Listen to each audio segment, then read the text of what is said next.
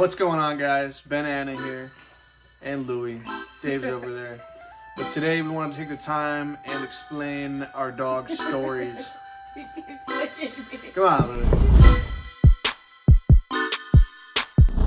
Today we're gonna be talking about Dave. We got Davis. him. Yeah, I guess his full name. His name is Davis. We didn't name him. He came with his name.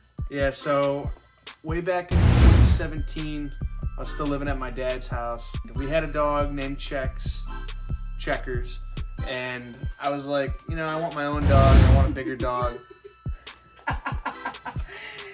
Lay down. Look at that glue up. Look at that gluey blue up, dude. Ew. Yeah, lick your glue up. There you go. So we got him in like 2017, and how we did that was my dad did not want another dog.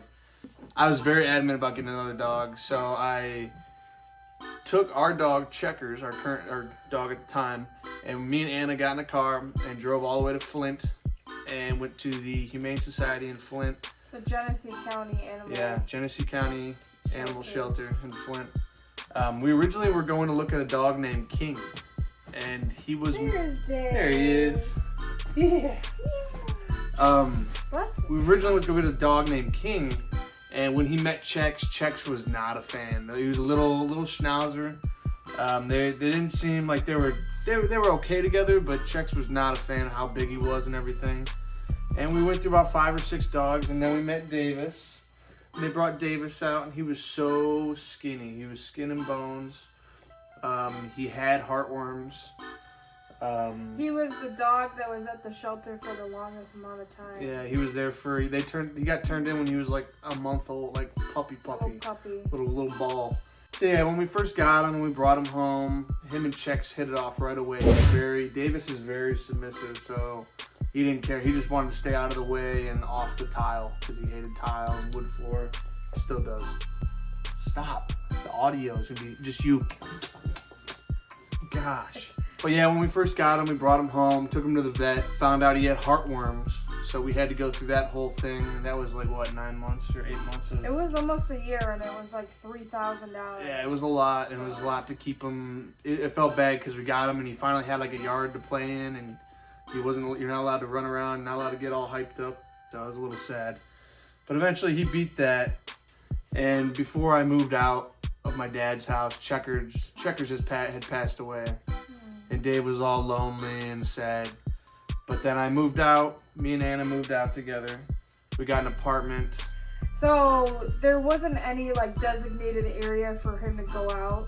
So we had to walk him. And then when we would get home for the day, he'd be like super rambunctious and just wanted to play and stuff. And because of the area that we lived in at the apartment, there were wooded areas and like a foresty type of area, so we would just let Davis off leash and he would have a fun time running through the woods. He would prance around. Yeah, and that was his first time seeing a deer, and I'd taken him out there and took him off his leash, and he ran like a couple feet and he stopped. And I was like, that was weird. I've never seen him. Usually he just books sitting in the woods, hopping around, doing his thing, but he stopped. And then I stared at him as all his back hair was standing up, and I was like, uh-oh. And sure enough, I'm looking in the woods, and it really took me a second to figure out that there was like 5 buck standing right there, like probably like 50 yards away, not far at all. And they were all just staring him down, and Davey was just staring him down, and I was like, don't do it, don't do it. Sure enough, the bucks ran off, and Dave kind of like took a couple steps, and he was like, all right, enough. And then he turned around. He kicked his back legs. Yeah, he kicked his back legs and like all kicked up dirt. Territorial, you know. But yeah, that was the apartment times. Those were fun times. And then we ended up moving to our first house. Yeah, that was a rental at the time. We had to put a front gate on it, but other than that, it had a small fenced-in yard. And he loved it there for a while. He loved the neighbor dogs. There was a husky and a German Shepherd. They had 3 legs. Yeah, 3-legged German Shepherd that lived next door, and they loved each other. They would all run back and forth and bark and play with each other. And then we got Louie in the midst of our first house. Luther, I should formerly say. known as Duke. Yeah, we were. Anna kept talking about, oh, we should get a second dog, and I was like, I don't really know.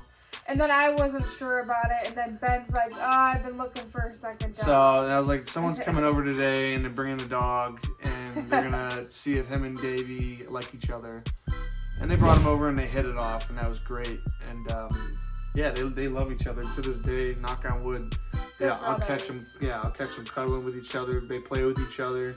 Even though Lou's the bigger one and the more scary looking one, Davey's still the alpha. It's fun to watch. Oh, Dave's for sure alpha. Yeah, even though he's the most dominant when it comes to like humans and stuff like that. Davey will like hump Luther's face. Yeah, he'll do that hilarious. type of stuff. And then after that, after a while, we moved to our second house, which is our current house, and much bigger yard, probably like 3 times the size of the old one. We bought this place, so we owned it. We put in a nice privacy fence for the dogs. That way they don't have to worry about any other dogs and stuff running up on them and barking. If you want to know more about that, go watch the Luther video down below. It's in the description.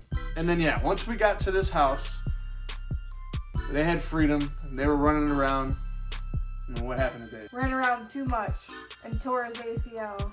Yeah, so he tore his ligament in his knee, which is very common for pit bulls and a lot of like healers and stuff like that, because they're running around and they're changing direction, they're very agile jolting, type of dogs. and he's way too fat to be doing that. So he did that. He tore his muscle, which is like a $4,000 surgery plus medication and shit, which has a recovery time of 3 months, I think. Yeah.